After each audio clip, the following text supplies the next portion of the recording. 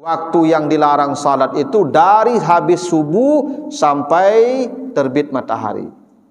Dari habis asar sampai terbenam matahari, dan ketika matahari di puncak langit. Tapi illa yaumal jum'ah, kecuali di hari Jumat.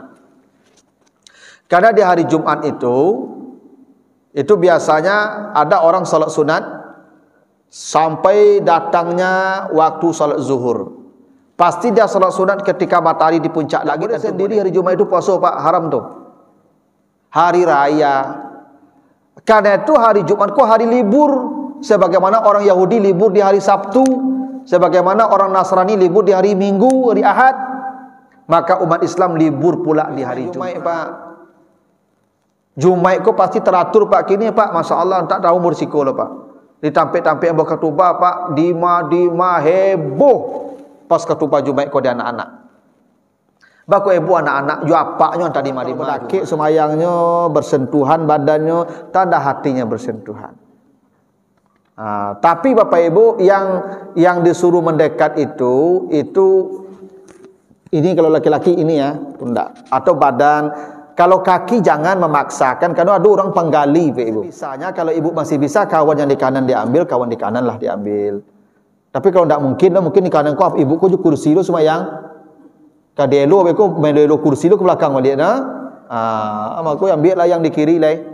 Yang penting ibu jangan surang di belakang, tu prinsipnya. Tidak boleh surang di belakang. Kadang ada ibu-ibu kau bagai alung panusap lah. Lah ya do kosong di sudut, pinyo surang yo di belakang. Bako betu tak belok jurang kulo beko mencalinya kau beko salam. Kok pantang kalau hujan ya ditunda lah, boleh ibu. Misalnya insya hujan labik, tundalah dulu agak setengah jam, baru salat berjamaah, tunggu jamaah rame. Azan lah dulu, dah bahala. Kan azan pemberitahuan waktu salat datang. Azan memanggil orang. Tapi tiba orang tambah 10 minit lah. Kalau niatnya menunggu jamaah ramai, baguslah. Dan itu sering dicontohkan Nabi. Kalau jamaahnya belum ramai, Nabi tunda. Karena berjamaah dengan jumlah yang banyak terlambat lebih baik daripada berjamaah dengan jamaah yang sedikit cepat di awal waktu. Itu prinsip. Cuman ibuku hujan dia terlambat panjang, jangan tunggu je lah ikut situ. Ya. Hujan dia terlambat je, Pak. Jangan tunggu je terlambat tu. Ini memang kondisinya begitu. Dulu memang karena memang kondisi masa itu orang terlambat bukan karena lalainya, karena tidak ada petunjuk. Ya, ala kalam mungkin rumah saya jauh-jauh, kendaraan tak lu ada model kini, azan tak tadanga, waktu tak tahu. Dulu agak-agaknya, kondisi itu ditunggulah supaya ramai orang. Tapi sebenarnya kini kok kalaupun hujan banari, ya sebenarnya bisa punya payung, punya kendaraan, bisa aja tuh. Kok zaman kini kok Pak Ibu, zaman sisu orang terlambat mungkin memang karena kondisi. Kalau zaman kini kok terlambat orang datang ke masjid dek berencana terlambat.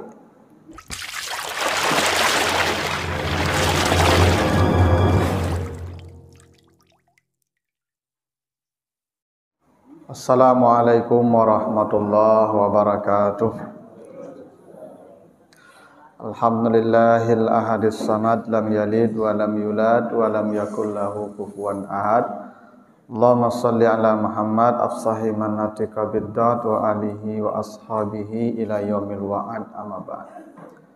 Bapak, ibu-ibu, kaum muslimin jamaah subuh yang dimuliakan Allah, kembali kita bersyukur pada Allah atas segala karunia-Nya. Salawat dan salam untuk Nabi kita Muhammad sallallahu alaihi wasallam.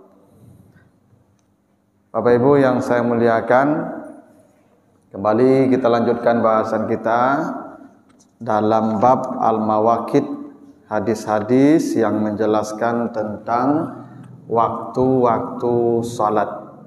Kita baru baca satu hadis, kita lanjutkan hadis berikutnya, hadis dari Abi Barzah al-Aslami, hadis muttafaq alaih.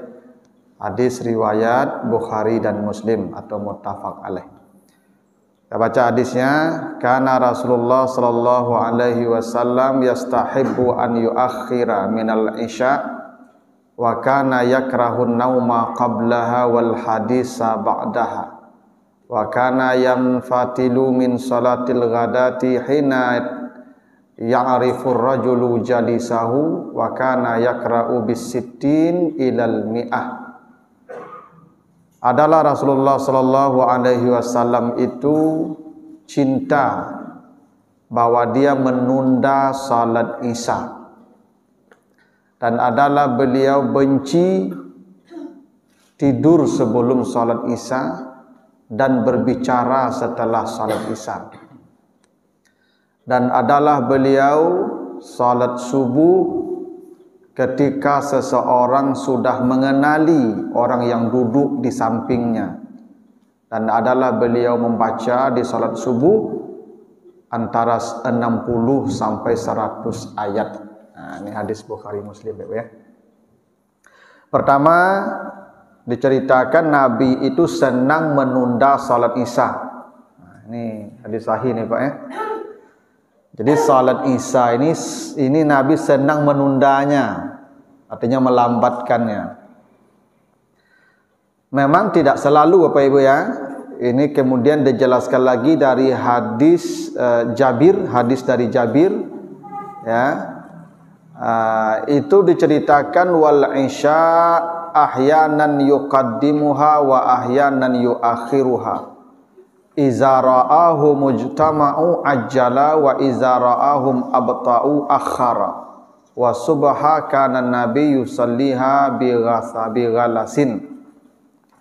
Jadi diceritakan adalah Rasulullah itu kalau salat Isya kadang didahulukan dan kadang dilambatkan apabila beliau melihat para sahabat telah berkumpul ya. Jadi kalau dilihat sahabat sudah berkumpul, maka Nabi segera melaksanakan salat Isya.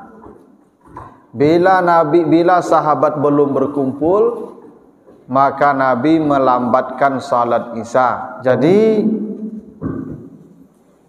memang Nabi itu diceritakan kadang menunda Isya, kadang melaksanakannya cepat.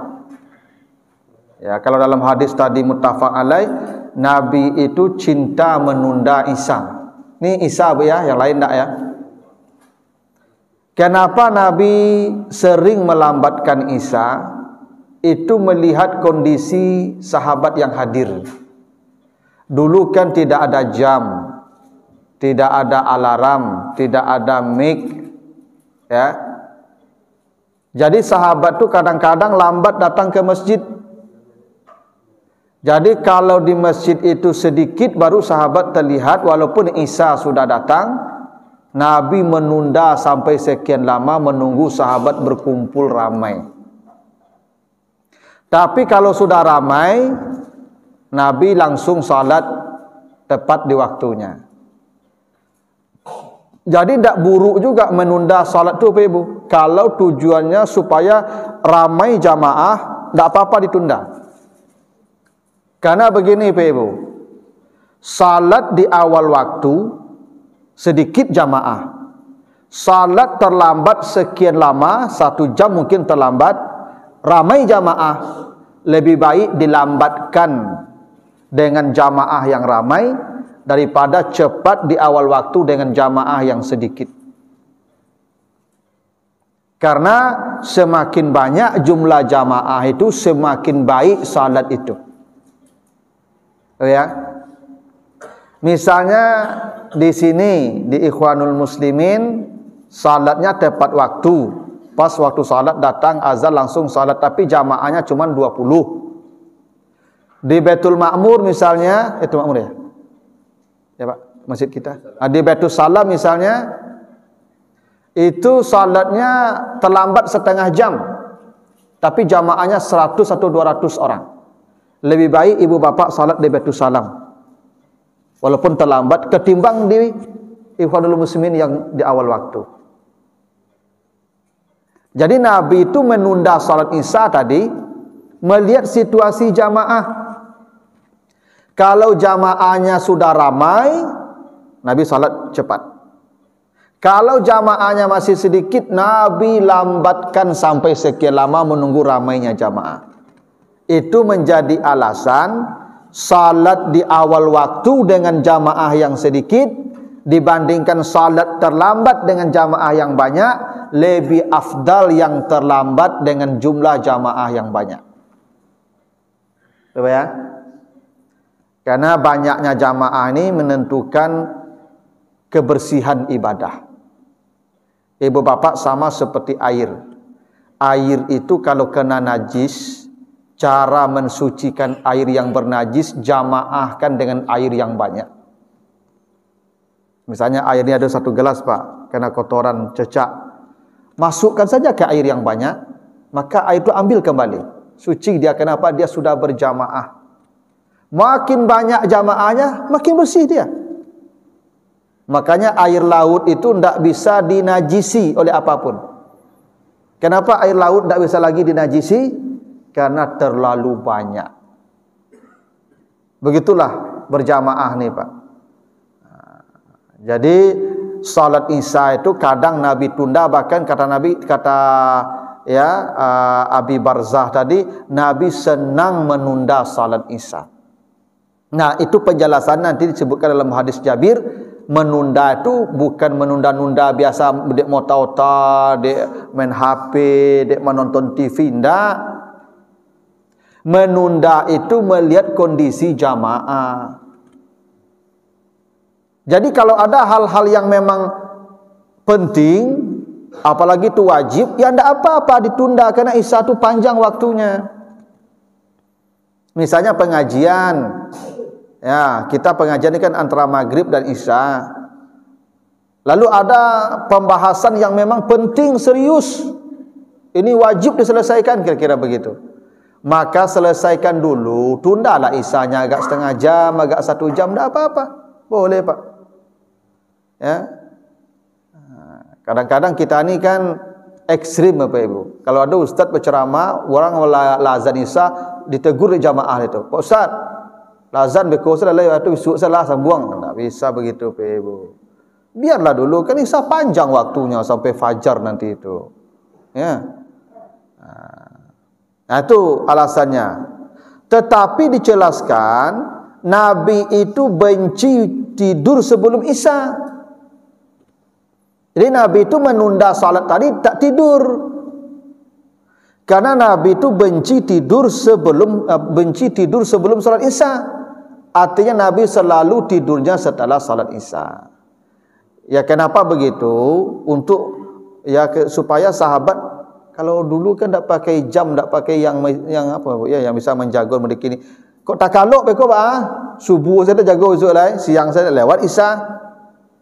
Maka Nabi kalau tidur ya pasti salat Isya dulu. Dan Nabi pun benci bercerita setelah salat Isya. Jadi Nabi habis salat Isya itu langsung tidur, tidak ada cerita lagi. Aku yang banyak dewak kini aku mengaku aku melanggar kok. Sudah sembahyang Isya itu nonton HP, enak. Apalagi anak-anak mahasiswa. Mahasiswa aku sampai jam 2 masih HP baru kok. Kalau sampai jam 2 masih HP dah jago jam hampir subuh tu cayolah kamu. Enak. Tu mako anak bujang-bujang kini mangan jarang ke masjid ibu manga payah jago pagi itu. Dek main HP sampai jam 1 malam sampai jam 2 pagi. Ya. Ibu yang punya anak, yang punya cucu yang SMA, kalau dak ditagahan main HP itu ada mungkin lalu saya berhenti itu mah. Artinya tak kaluk saja HP itu lagi tu tu makanya susah awak kini kau bangun untuk tahajud. Kalau Nabi itu ibu habis salat Isya tidur leh. Sebab ibu bapak kalau habis Isya tidur jago jam 2 atau jam 1 tak ada masalah. Karena kebutuhan tidur kita tu tak pandang lama-lama, 4 jam cukup. Maka Nabi Daud itu diceritakan tidurnya hanya 1/6 hari kata Nabi. Jadi tidur Nabi Daud itu 1/6 hari. Puasanya 6 bulan. Tidur 1/6 hari. Jadi kalau 24 bagi 6 tu ya 4 jam lah. Jadi kalau tidurnya jam 9 berarti jam 1 udah bangun. Dan itu cukup. Dan Bapak Ibu kalau tanya ke dokter, memang waktu yang paling baik tidur tu habis Isya.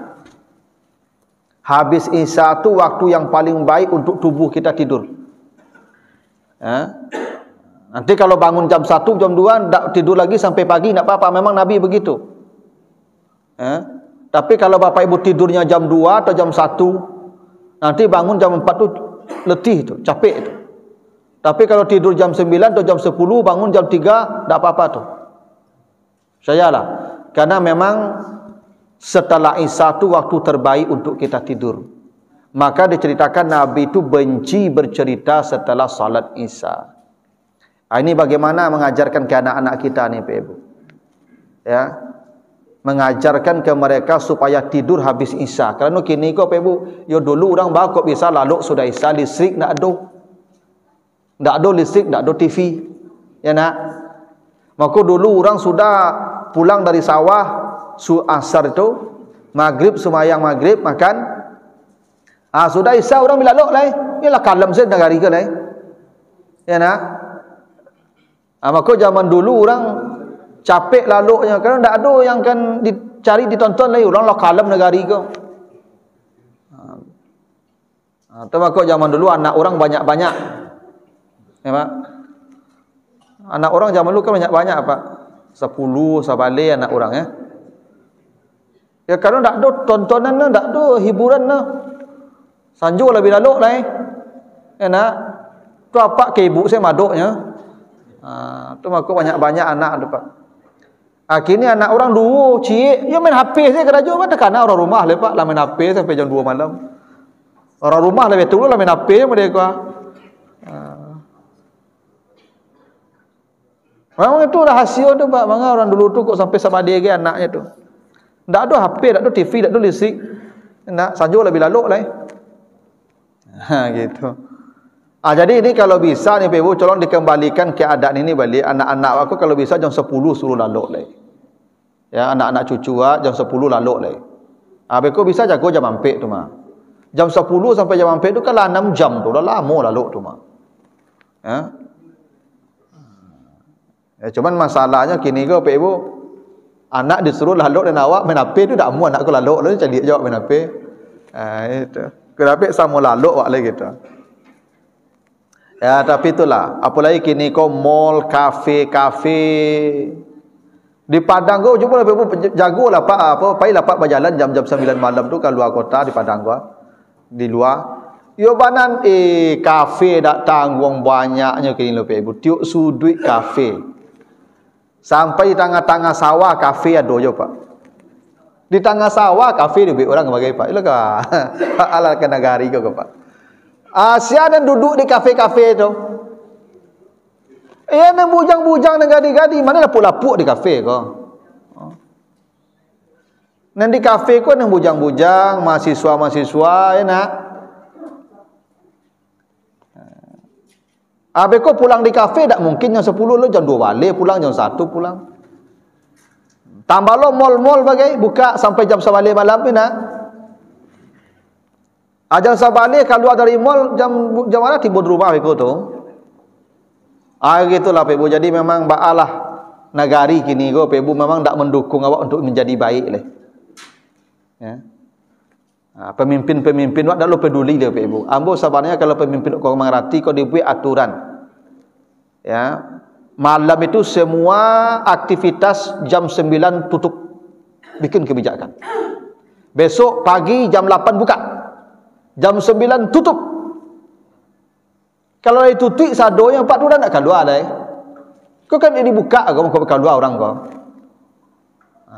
Termasuk mahasiswa.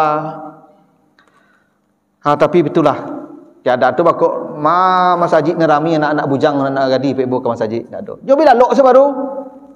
Ya main HP sampai jam 2 tadi malam. Tiap malam macam tu. Enak. Makanya kata dalam hadis ni Nabi benci bercerita setelah salat Isya. Artinya apa? Nabi itu tidur setelah salat Isya. Lalu Nabi itu salat subuh. Kalau salat subuh itu kan mulainya itu diceritakan bighalasin. ketika hari masih gelap, yang orang di samping kiri kanan kita belum terlihat dengan jelas. Jadi fajar itu, ya, kalau duduk orang di samping kita hampir-hampir tak terlihat. Ya. Ini mulai fajar itu, wan nasu la yakadu ya'rifu ba'duhum ba'dan. Fajar itu tandanya, kalau duduk orang di samping kita hampir-hampir kita tidak mengenalinya. Kalau hampir-hampir tidak mengenalinya berarti mengenali itu.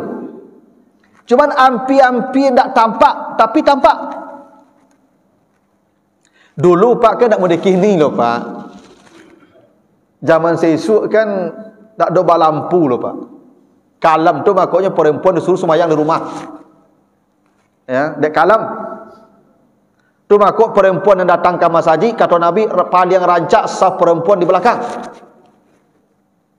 Makok paling rancak saf perempuan di belakang kalam. Beko ibu nak dakik kamu ko beko. Tak jadi apa-apa sembahyang. Maka perempuan lebih baik di belakang kata Nabi. Tu dulu begitu, kalau kini mungko ibu jadi belakangnya oleh dah tarang. Makanya dalam hadis ini disebutkan fajar itu tandanya kita duduk, ada orang duduk di samping kiri kita, kanan kita, hampir kita tidak mengenali dia. Kalau hampir tidak mengenali, mengenali. Tapi hampir tidak mengenali. Ini gini Ibu. Hampir jatuh. Hampir jatuh berarti tidak jatuh ya. Hampir jatuh, tidak jatuh tu Pak. Hampir tidak jatuh, jatuh tu. Itu kan? Waktu fajar itu hampir-hampir manusia tidak mengenali orang yang di sampingnya. Berarti hampir tidak mengenali itu mengenali. Cuman mengenalinya payah. Sabak bantu orang tu. Tu fajar tu Pak. Itulah fajar tu. Kalau kini kok nampak seorang satu yo cilalit nampak dah Pak. Ya nak. Dek tarang lampu. Dulu begitu cara mengenal fajar itu. Nah, Nabi salat subuh mulai fajar itu yang hampir-hampir orang tidak mengenal orang di sampingnya sampai orang yang di samping itu terlihat jelas. Dulu kan tidak ada lampu begini ya. Kalau jaleh Nabi masih salat subuh. Dan diceritakan dari mulai salat sampai itu akhir, Nabi setiap rakaat itu membaca dari 60 sampai 100 ayat. Itulah kenapa subuh itu tidak dijadikan 4 rakaat. Jadi salat ini awalnya Bapak Ibu, dalam hadis yang sahih disebutkan, hadis Bukhari dari Aisyah, salat ini awalnya 11 rakaat. Jadi ketika Nabi Isra dan Mi'raj yang diperintahkan itu 11 rakaat. Dua-dua. Subuh 2, zuhur 2, asar 2, isya 2. Maghrib memang 3 dari awal karena witir siang. Lalu semua yang 2 ini dijadikan 4 setelah hijrah ke Madinah. Zuhur jadi 4, asar jadi 4, isya jadi 4. Kecuali subuh tetap 2 tidak dijadikan 4. Kenapa? Karena tutawilu fi hal qiraah. Karena kata Nabi yang subuh itu mesti bacaannya dipanjangkan. Jadi walaupun subuh ini 2 rakaat, tetap lebih lama dari 4 rakaat karena ayatnya antara 60 sampai 100 ayat 1 rakaat. Inilah Bapak Ibu yang kita belum awak kalau gak panjang bacaan imam tu batuk-batuk jamaah di belakang. Ya, selalu ruku imam kau karena penyakit jamaah awak tak bisa agak lama-lama lepas asal agak panjang bacaan imam tu nya mendaham-daham di belakang. Subuh itu antara 60 sampai 100 ayat. Tuh. Harusnya begitu. Ya. Itu alasannya tidak dijadikan 4 seperti zuhur, seperti asar, seperti isya. Itulah kenapa kata Nabi yang musafir boleh mengembalikan salat seperti awal salat dikerjakan. Maka zuhur kembali 2 kasar, isya kembali 2 kasar, asar kembali 2 kasar. Jadi mengkasar salat itu Bapak Ibu bukan memendekkan salat, bukan memotong salat, mengembalikan salat seperti pertama diperintahkan 2. Bukan memotong ya, mengembalikan salat seperti semula. Nah, maka diceritakan Nabi itu salat subuhnya mulai dari hampir-hampir tak terlihat orang yang di sebelah kita waktu subuh, sampai Nabi jelas terlihat orang yang di samping kita, yang bacaan ayatnya 1 rakaat antara 60 sampai 100 ayat. Nah, itu ya waktu salat subuh. Nah, lalu hadis berikutnya, hadis dari Rafi' bin Khadij, hadis riwayat Bukhari Muslim. Kunna nusallil maghrib ma'a Rasulillah fayansarifu ahaduna wa innahu la yusiru mawaqi'a la yubsiru mawaqi'a nablihi. Adalah kami salat maghrib bersama Rasulullah. Lalu berpaling salah seorang dari kami pulang ke rumahnya, maksudnya selesai salat maghrib kami, yang ketika itu dia masih melihat anak panah jatuh di tempatnya. Nah, jadi salat maghrib itu batasnya dulu ya. Kalau kini memang tanda-tanda begini tidak bisa dipakai. Kalau larang sadonya negari kok. Zaman saya listrik tidak ada. Ketika listrik tidak ada, atau misalnya Bapak kalau pai ketampik di padang pasir misalnya, ada listrik situ lah, dijatuhkan benda. Kalau masih tampak benda itu masih ada maghrib. Kira begitu. Kalau dijatuhkan sesuatu ke tanah, lalu masih nampak benda itu maghrib masih ada. Tapi kalau ada tampak adalah hilang dalam kegelapan, itu berarti maghrib sudah habis. Itu tanda isya sudah masuk. Nah, itu tanda-tanda. Itulah kenapa Bapak Ibu dari awal saya katakan salat itu memang melihat tanda. Nah, tapi sekarang kita sudah sepakat menggunakan hisab tanpa lagi melihat tanda. Nah, hadis ini kita baca hadis terakhir ya. Hadis setelah ini kalau ada pertanyaan saya persilakan. Hadis dari Uqbah bin Amir, salasu sa'atin kana Rasulullah yanhana an nusalliya fihinna wa an naqbura fihinna mautana. 3 waktu yang dilarang oleh Rasulullah kita salat dan menguburkan orang mati. Nah, jadi kata Nabi ada 3 waktu yang kita dilarang salat, maksudnya salat sunat nih. Ya, ada 3 waktu yang dilarang salat sunat dan menguburkan manusia yang mati. Nah, jadi kalau ada yang mati tidak boleh dikuburkan di 3 waktu itu. 1. Hina tatlu'u syamsu bazighatan hatta tartafi'a. Ketika matahari terbit ya, sampai dia sudah tertinggi di atas tempat terbitnya. Jadi pas tabik matahari itu tidak boleh salat.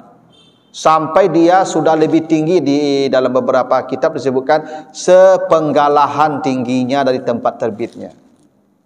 Nah, itu makanya Bapak Ibu pas terbit matahari itu, misalnya kan syuruk nih. Ada yang mengatakan syuruk itu ketika alarm berbunyi itu jangan salat dulu, tapi tunda agak 10 menit setelahnya atau 5 menit setelahnya. Jadi pas terbit itu tidak boleh. Ya. Jangan ada kesan menyembah matahari, kira-kira begitu. Nah, maka ditunggulah agak 10 atau 5 menit lah dari alarm tadi berbunyi. Nah, baru salat sunat 2 rakaat. Nah, termasuk juga menguburkan jenazah pas terbit matahari itu tidak boleh. Yang kedua, hina yaqumu qaimu zahira hatta tazula syamsu. Ketika pas di puncak langit itu betul. Ya, ketika pas di puncak langit atau tidak boleh salat sunat sampai dia tergelincir ke arah barat. Maksudnya sudah datang zuhur. Nah, jadi pas di puncak langit itu tidak boleh. Dan yang ketiga, hina tazulu syams, hina tadayyafu asyamsu lil ghurub, ketika dia hendak terbenam. Jadi pas menjelang terbenam itu, hampir terbenam lah, nampak hilangnya. Itu tidak boleh. Walaupun nanti di hadis lain itu disebutkan tambahannya, waktu yang dilarang salat itu dari habis subuh sampai terbit matahari, dari habis asar sampai terbenam matahari, dan ketika matahari di puncak langit. Tapi ini ada pengecualiannya, illa yaumal jum'ah, kecuali di hari Jumat. Karena di hari Jumat itu biasanya ada orang salat sunat sampai datangnya waktu salat zuhur. Pasti dia salat sunat ketika matahari di puncak langit, dan itu boleh untuk hari Jumat saja. Begini, Bapak Ibu datang, misalnya Pak datang Jumat kok jam 1:30 balik ya ke masjid. Lalu beliau salat sunat terus sampai datang waktu zuhur. Itu boleh. Walaupun salah satu nanti salat sunatnya pas di puncak langit dia salat sunat. Karena salat sunat ini mutlak sifatnya, Bu ya. Jadi bapak-bapak boleh salat sunat sebanyak-banyaknya sampai waktu zuhur datang hari Jumat. Misalnya bapak datang ke masjid jam 11:30, salat 2 rakaat, salam, salat 2 rakaat, salam, salat 2 rakaat, sampai nanti khatib naik mimbar, itu boleh. Yang hari Jumat tidak berlaku larangan di puncak langit itu. Ya. Khusus hari Jumat tidak berlaku larangan salat sunat di waktu matahari sedang berada di puncak langit, itu boleh. Tapi waktu terbenam tidak boleh, waktu terbit tidak boleh. Walaupun hari Jumat tetap tidak boleh. Yang hari Jumat boleh ketika matahari di puncak langit, itu boleh orang salat sunat. Nah, jadi itu waktu yang kita dilarang salat dan menguburkan jenazah, tak boleh.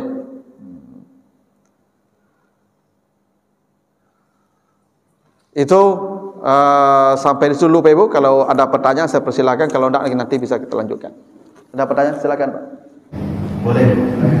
Mengenai sholat tadi Pak, Jumat tadi Pak, apakah berlaku hanya di masjid atau untuk laki-laki saja? Karena kalau sholat Jumat itu pasti di masjid Pak ya. Kalau di rumah atau di gedung-gedung mungkin ada juga sholat Jumat. Kalau di rumah tuh nggak ada sholat Jumat, berarti nggak bisa sholat sunnah tadi Pak, yang hari Jumat tadi Pak, termasuk ibu-ibu. Itu yang pertama. Yang kedua, ini kejadian Pak ya. Waktu saya sholat isya di sini Pak ya, di saf pertama orang yang ketiga dia membatalkan sholat ya. Saya nggak tahu Pak batal dulu atau membatalkan sholat. Berarti kosong. Orang di sebelah kanannya Pak ya, bergeser mendekati ke arah sini Pak, karena kosong satu ya. Kebetulan orang ini punya pakai sejadah Pak ya. Jadi berarti sejadahnya tinggal. Orang sebelahnya itu mungkin kalau dia bergeser takut ada sejadah. Kalau dia nggak bergeser berarti dia nggak tahu mungkin Pak ya. Kebetulan saya di belakang nih Pak, tapi nggak pas di belakang, saya miring. Dalam hati saya mungkin orang ini nggak tahu. Kalau saya maju miring itu nggak enak Pak. Nah, jadi ada istilah sana. Pertama masalah putus saf gitu Pak. Apa itu putus saf? Kalau kita lihat tadi putus saf, putus barisan aja yang nampak Pak ya. Kalau saya pandang Pak ya, hanya putus barisan saja. Nah, sedangkan saf itu katanya kita nyambung dengan imam. Di mana kita nyambung dengan imam? Hanya dengan niat saja Pak. Di luar itu nggak ada nyambungnya Pak. Kecuali kita mendengar dengan serius, dengan khusyuk, nah, itu nyambung dengan pikiran kita Pak. Nah pertanyaannya Pak, putus saf itu apa? Karena itu akan terjadi Pak. Pengertian putus saf itu susah mengartikannya Pak ya. Nah yang saya tanya Pak, kalau putus saf itu apa yang terjadi? Baik, terima kasih Pak. Jadi tadi Nabi mengatakan dilarang salat sunat di 3 waktu. Ketika terbit matahari, ketika terbenam matahari, dan ketika matahari di puncak langit, kecuali hari Jumat.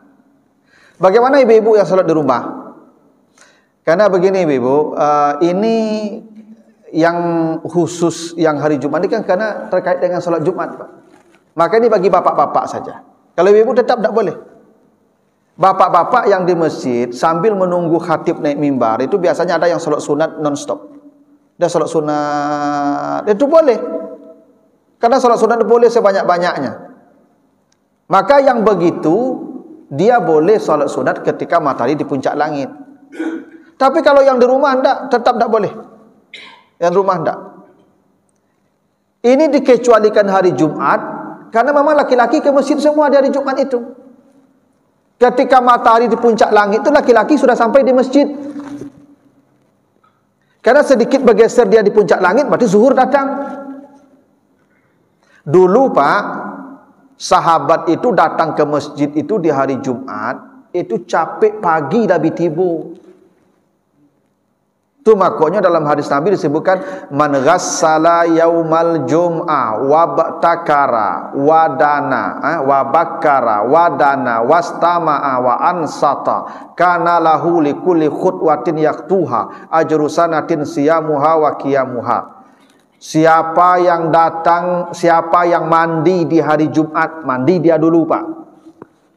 Lalu dia cepat datangnya, pagi datangnya, mendekat duduknya ke mimbar, mendengar dia baik-baik, diam dia selama khutbah, maka setiap satu langkah kaki dari rumahnya Allah samakan pahala setahun salat malam dan setahun puasa sunatnya.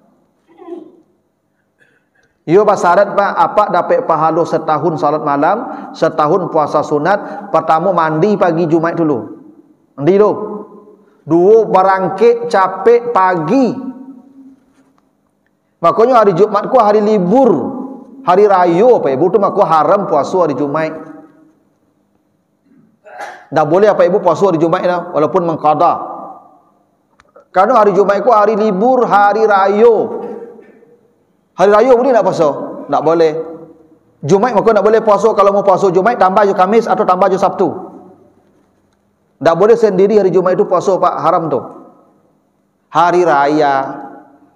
Karena itu hari Jumat ku hari libur, sebagaimana orang Yahudi libur di hari Sabtu, sebagaimana orang Nasrani libur di hari Minggu, hari Ahad. Maka umat Islam libur pula di hari Jumat. Tak boleh bekerja. Sebenarnya tu hari Jumat kau hari libur, kau hari raya. Cuman sayang Ba'a menyebutnya ni. Awak pakai rajo je hari Jumat ke Pak. Sebenarnya Pak kok libur hari Jumat ke Pak, awak jo anak-anak bisa pergi sembahyang Jumat Pak. Jumat ke pasti teratur Pak kini Pak, masya-Allah tak tahu bersiko lah Pak. Ditampik-tampik yang berketubah Pak, dima heboh pas ketubah Jumat ke di anak-anak. Baku ibu anak-anak ju apaknya tadi dima Jumat. Kalau duduk je dekat apak tu mungkin mebo lah Pak. Kok ju apaknya berangkit rumah tu mungkin mebo lah, jadi dapat mereka. Iku apaknya tadi dima, anaknya tadi dima, tu baku heboh Jumat itu Pak. Tagah dak kau ngatinya lah. Sayang ya awak Jumat kau tetap pakai rajo. Sebenarnya libur makanya capek pai tiba pagi. Yang anehnya apa-apa aku ndak selalu nazan orang lu diboleh. Penyakit apa-apa aku. Ya. Lazan orang lah naik mimbar khatib baru bertiba. Itu pun ditagak lu di pintu tu sama-sama ha. Antapu lah apa-apa ketujuannya tagak sesama di belakang kau kosong kau ha. Yang dulu tiba pun ndak lu di muka di belakang lu duduk. Lah payah Pak pengurus membawa apa jamaah tolong isi sah bungko dulu. Padahal di bungko kok pahalanya sama siku unta cak Nabi. Nomor 2 jawi, nomor 3 kambing, nomor 4 ayam, nomor 5 talu. Tu talu puyuh di belakang tu. Ke-7 talu puyuh tu. Cubalah perhatian apa-apa Jumat dah percaya Pak. Citu perangai apa-apa aku payah melo ka bungko kau. Padahal untur di muka kau belakang talu puyuhnya, cari talu puyuh tu. Mungkin ambo pernah mengecek kapal pengurus Pak caronyo membuat jamaah ka muka kau Pak.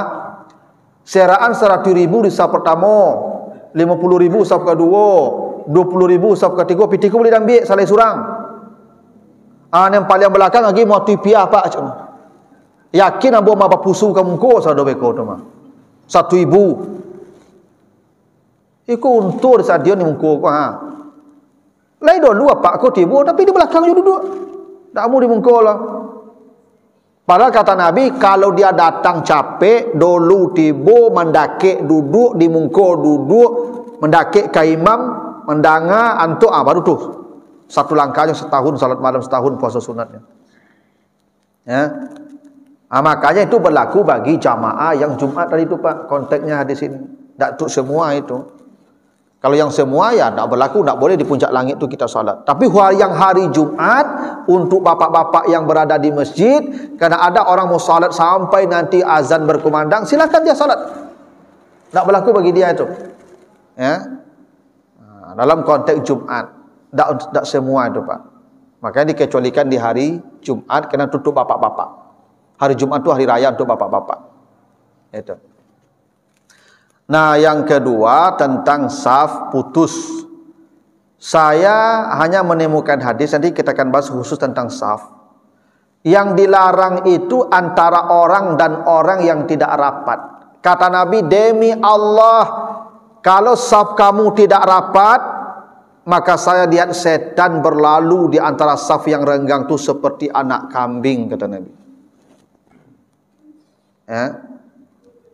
Jadi yang dilarang itu antara orang tu tidak rapat. Itu kenapa bahasa Nabi rusu sufufakum. Rusu itu seperti rumah, Bapak Ibu, tembok rumah wak beradu-radu kan? Tembok yang beradu-radu itu marsus. Ka'annahum bunyanun marsus. Itu Al-Quran sebut begitu ya. Mereka membuat saf seperti bangunan yang beradu. Itu makanya saf itu bahu wakku beradu. Wahazu bil a'nak, kata Nabi, rapatkan rusukmu ini, unuk namanya ini, pundakmu ini dekatkan. Yo mendaki pundak ko Ibu. Kata Nabi kalau ndak rapi badannya tu ndak mendaki pundaknya ko, saya lihat setan berlalu seperti anak kambing di antara kamu. Itu yang putus saf.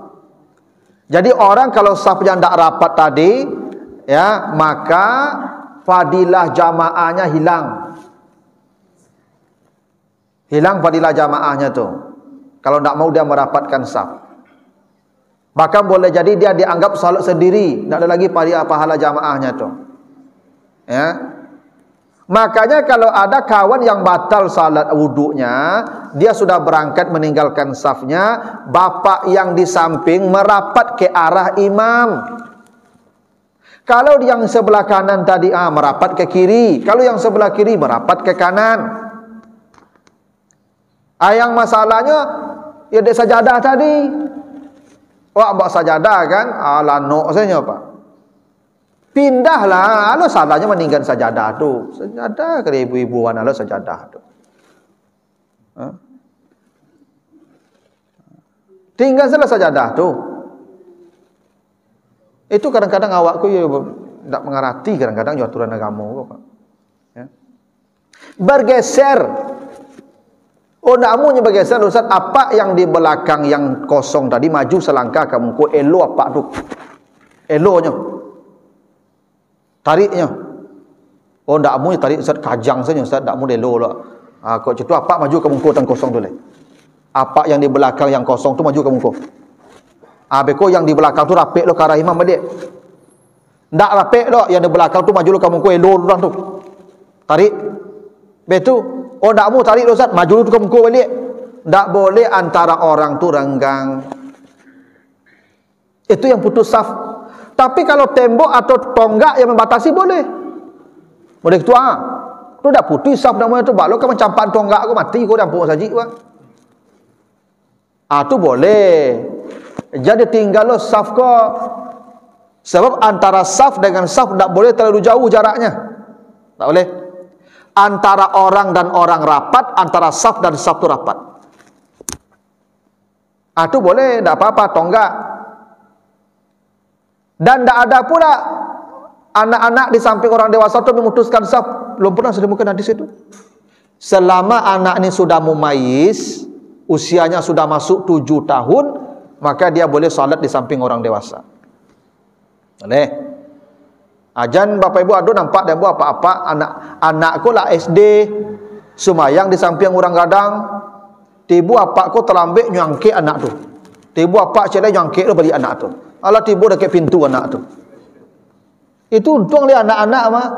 Kesalnya tu awak terlambat orang kena angkat-angkat je. Untung dia nak ketik tu orang kadang ngelawan apa tu mah. Ya nak.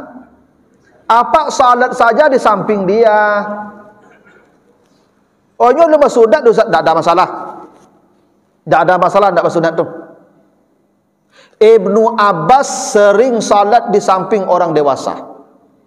Umar bin Salama dalam hadis Muslim disuruh jadi imam ketika usianya 7 tahun. Ya karena dulu orang Bapak Ibu itu dalam hadis Ibnu Abbas tu para sahabat Nabi baru mengkhitan anak-anak mereka setelah baligh. Ya. Dulu para sahabat baru mengkhitan anak-anak kalau lah baligh. Kalau kini dikhitan ketik-ketik bisa. Dek kano canggih pakai bius, pakai laser. Sudah dikhitan bisa pakai Sarawak langsung. Zaman dulu tak ada bius, tak ada laser, yo kapak. Yo sabik, yo sapak, yo kapak, yo sambilu bagai. Apa tunggu kadang lu baru bisa pakhitan Pak. Ketik-ketik mah taluknya Pak, menjadi kapak dia lah pakik-pakik je begitu tu. Ya tahu. Makanya tak ada masalah yang belum berkhitan dak orang gadang, ke orang dewasa dan tak memutuskan saf. Yang saf putus itu kalau antara orang tu tak rapat. Gitu. Silakan ini. Memang dari hadis tu rapatkan safmu adu pundakmu, ya, hazu bil a'nak. Tapi ada pula keterangan setelah itu walinu baina aidi ikhwanikum, berlaku lembut pula lah di antara tangan-tangan saudaramu. Maksud berlaku lembut apa? Jadi sasaan mananya. Iya memang rapik tapi jenis sasak singgulah sasak lu anguk ibu ku gara-gara lah payah nanya manguk. Tu tak boleh. Yang penting ini sudah bersentuhan sudah. Yang penting badan ibu tu bertemu dengan yang sebelah. Bagian mana terserahlah. Karena begini Pak Ibu, kata Nabi jangan tinggalkan celah untuk setan. Jangan tinggalkan celah untuk setan tu maksudnya ibu kalau badan ibu tak mau berdekatan dengan badan orang di sebelah, tanda hati ibu sedang berjauhan. Nyo tanda hati berjauhan, badan berjauhan. Ibu kalau bercakap japak dia namu dakik lalu. Ndak loh, mendakik siapa coach ibu Karena hati kalau berjauhan, badan berjauhan pasti itu. Makanya ada ibu-ibu cik dujuang. Tak maunya mendakik semayang lah. Siko kosong kuah. Dujuang tu kosong lah kuah. Ibu kau masuk dari pintu kuah. Tapi ibunya pilih sudut tu lah. Kenapa tak dakik kamari? Hati tak dakik. Hati yang tak berdakik kau sedang dikuasai setan. Karena kata Nabi, kata Allah di surah Al-Maidah 91, yang diinginkan setan manusia saling berjauhan. Innama yuridu syaitan ayyuqi'a bainakumul adawata wal baghdha. Yang diinginkan manusia, yang diinginkan setan manusia tu ndak akur. Ndak akur nampak dari badan yang berjauhan. Badan berjauhan tu tanda hati berjauhan tu setan sedang menguasainya. Maka kata Nabi jangan tinggalkan celah untuk setan. Maka orang kalau berdakik semayangnya bersentuhan badannya, tanda hatinya bersentuhan. Tapi Bapak Ibu yang disuruh mendekat itu ini kalau laki-laki ini ya, pundak atau badan. Kalau kaki jangan memaksakan karena ada orang penggali Pak Ibu. Ada hobi orang mengajar kaki Pak. Ambo termasuk yang penggali Pak. Ambo kalau baradu kaki ambo kaki orang ambo kadang ambo geser lambek-lambek pinyo kaja kaki ok tarui Pak. Ada orang tu Pak suku mengajar kaki orang tu Pak. Lamela awak nyo kaja taruinya, ini kaja tarui Pak. Kalau ada orang suku mengajar kaki itu pada dia selai bajo lai. Kan itu lo pemahamannya. Tapi yang boleh ingat je suku mengajar kaki itu calik-calik je orang sawalah. Kalau orang-orang lama taat, tu dah baal. Tapi kalau preman baru tobat, baru jadi kaja-kaja kaki nyantam beko lai. Ya kan? Abelak je kaja nyantam beko lai. Itu. Jadi rapat itu bukan berarti tidak ada celah sama sekali. Ada celah, cuman bersentuhan. Jangan berjarak jauh. Itu kenapa ada hadis Nabi itu, Pak. Tidak sah orang salat sendiri di belakang saf, kata Nabi. Saf penuh saf tu, lalu dia sendiri di belakang, tidak sah. Dia harus mencari kawan, tarik yang sebelah kanan ke belakang, atau tidak masuk dalam saf. Itu aturannya, tidak boleh sendiri.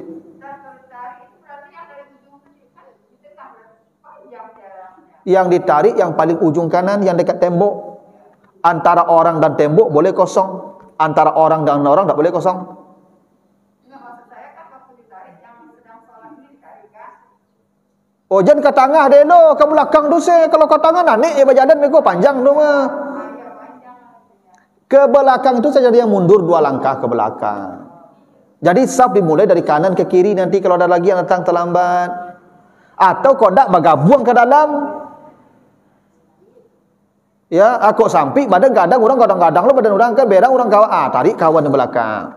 Makanya bos sabut yang di pojok kanan tu harus paham, awak tagak di sudut kanan kau kan dipaci orang beko ke orang minta kawan. Kadang-kadang ada orang lain mengerti pebu dan surang kau tak mengerti. Di toko kudu akan nyo tagang saya pebu nak dominan. Di toko nyo gikon lah. Nyo sangko bagara mungkin orang kau. Kalau orang minta kawan kau, Pak.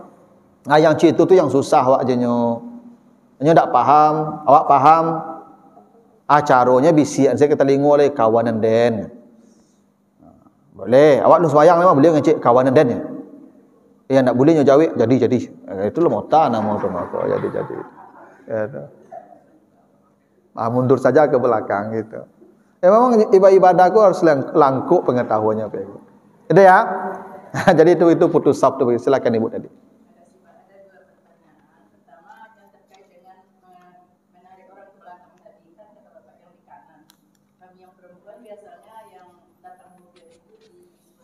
Nah, bisa juga tak mengambil ke belakang dari kedua. Sehubungan dengan yang tadi Bapak sampaikan, alasan Nabi untuk menunda supaya jemaah banyak kan itu. Nah, rasanya ingin mengusulkan kita di sini, bagaimana kalau hujan? Biasanya kalau hujan itu kami agak terlambat gitu. Nah, kalau dilihat misalnya orang belum ramai gitu, pindah sebentar, itu rasanya ingin mengusulkan seperti itu. Ya, sama-sama. Yang pertama, gini Ibu, saf itu yang paling afdal di belakang imam. Setelah itu di kanan imam. Sebelah itu baru ke kiri imam. Turutnya itu. Itu makanya kalau datang berdua terlambat, bikin saf di belakang imam. Kau terlambat kau Pak berdua. Ya. Terlambat berkawan, tak surang lo kau. Jangan di kanan, di belakang imam bikin. Tapi kalau tak ada berkawan, ambil yang ke belah kanan. Kau yang kanan kau yang paling rancak loh. Kalau memang tak bisa, ambillah yang kiri. Ini tak batal. Prinsipnya jangan sendiri di belakang. Itu prinsipnya. Kawan, bakok yang di kanan diambil. Karena kalau yang di kanan kau kan tak merusak orang banyak. Kalau ibu ambil yang di belakang, rusak orang. Saf rusak beko kalau ibu tarik di belakang tu yang di tengah tu aduh orang lah merapian saf lu sepanjang salat tu beko. Kalau yang di sudut diambil tak ada menggaduh saf lu. Di samping yang kanan kau paling rancak. Setelah yang di belakang. Maka sebisanya kalau ibu masih bisa kawan yang di kanan diambil, kawan di kanan lah diambil. Tapi kalau tak mungkin di kanan kau ibu kau kursi lu sembahyang. Tadi elo beko main elo kursi lu ke belakang balik nah. Maka kau ambil lah yang di kiri lah. Yang penting ibu jangan surang di belakang tu prinsipnya. Tak boleh surang di belakang tu, tak boleh. Kadang ada ibu-ibu ke bagai alung panu sap lah. Lah ada kosong di sudut, punya surang je di belakang. Bako betu tak belok jurang kulo beko mencalik nyo kau beko salam. Wak pantang mencalik je nyo. Kena. Itu tak sah salatnya tu. Nah. Lalu yang kedua, soal kalau hujan ya ditunda lah, boleh ibu. Misalnya insya hujan labik, tundalah dulu agak setengah jam baru salat berjamaah, tunggu jamaah ramai. Azan lah dulu dah bahala. Kan azan pemberitahuan waktu salat datang. Azan memanggil orang, tapi kok lu ramai orang tunggulah agak 10 agak seperempat jam lah. Setelah kan jadah antara azan dan iqamah tu ada 10 menit. Ternyata lah 10 minit ulah rumah orang tiba oleh tambah 10 minit lah. Anunya tiba orang tambah 10 minit lah. Kalau niatnya menunggu jamaah ramai, baguslah. Dan itu sering dicontohkan Nabi. Kalau jamaahnya belum ramai, Nabi tunda sampai ramai. Karena berjamaah dengan jumlah yang banyak terlambat lebih baik daripada berjamaah dengan jamaah yang sedikit cepat di awal waktu. Itu prinsipnya. Cuma ni buku hujan je terlambat panjang, jangan tunggu je lah ikut situ. Ya. Hujan je terlambat je Pak, jangan tunggu je terlambat tu. Kata, ini memang kondisinya begitu. Dulu memang karena memang kondisi masa itu orang terlambat bukan karena lalainya, karena tidak ada petunjuk. Ya. Ala kala mungkin rumah jauh-jauh, kendaraan tak lu ada model kini, azan tak tadanga, waktu tak tahu. Dulu agak-agaknya kondisi itu ditunggulah supaya ramai orang. Tapi sebenarnya kini apa kalaupun hujan banari, ya sebenarnya bisa punya payung, punya kendaraan, bisa aja tu. Kalau zaman kini kau buat orang terlambat tu karena berencana terlambat. Iya, cayalah Pak Bu kamu. Kok zaman kini kau buat zaman sisu orang terlambat mungkin memang karena kondisi. Kalau zaman kini kok terlambat orang datang ke masjid dek berencana terlambat. Karena untuk terlambat tu tidak ada alasan. Kendaraan ada, jam ada. Bisa disettle Arab inilah. Apa berangkit pesawat jam 6 ke Jakarta, jam berapa tiba di bandara? 5:30. Padahal tak terlambat ke bandara. Kenapa? Berencana, alarm idui, kendaraan standby. Tak betul. Mangga kok ke masjid tidak bisa macam itu. Jadi orang kok terlambat itu bukan di kondisi tak berencana capek. Dan memang berencana terlambat. Itu Pak. Mau ambo atur azan jam 5 sampai 10 misalnya. Jam sampai 10. Jarak dari rumah ambo lubuk yang turun kamari paling capek kalau ndak barem-rem tu 10 minit. Kalau ndak barem dah. Ada barem-rem lepas 10 minit tiba misalnya tu. Maka paling lambat ambo berangkit rumah tu jam 1.5 ambo harus berangkit. Kan yang merencanakan. Tu makanya ambo pasti bosiku azan tarui.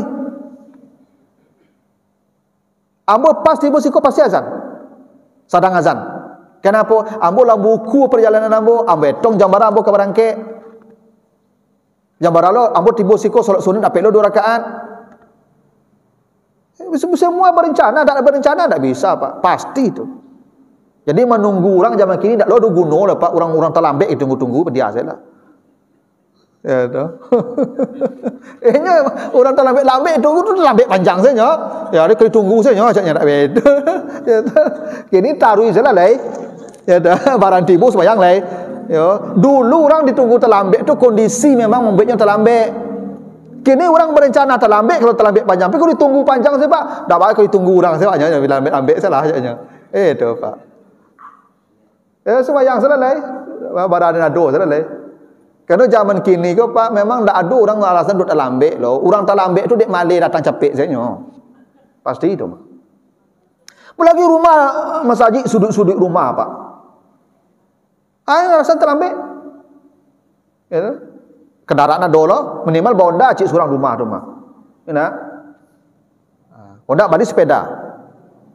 Ya. Makanya Bapak Ibu untuk zaman kini kau tak usah tunggu-tunggu lah Bu. Lanjut selesai. Dia tunggu panjang terlambat panjang seorang mah. Ya tak? Ya. Tapi kalau memang kondisi seperti hujan labik tadi, mungkinlah tu kondisi yang memang bisa dimaklumi, tunggulah beberapa saat. Atau lampu mati. Ya tak?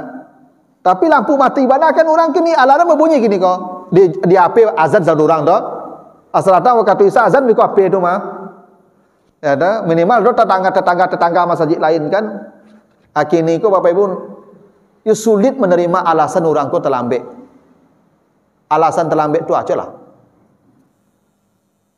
Nah, karena memang tak berencana saya terlambatnya. Jadi tak salah tunggu-tunggu lah ibu yang contoh tu.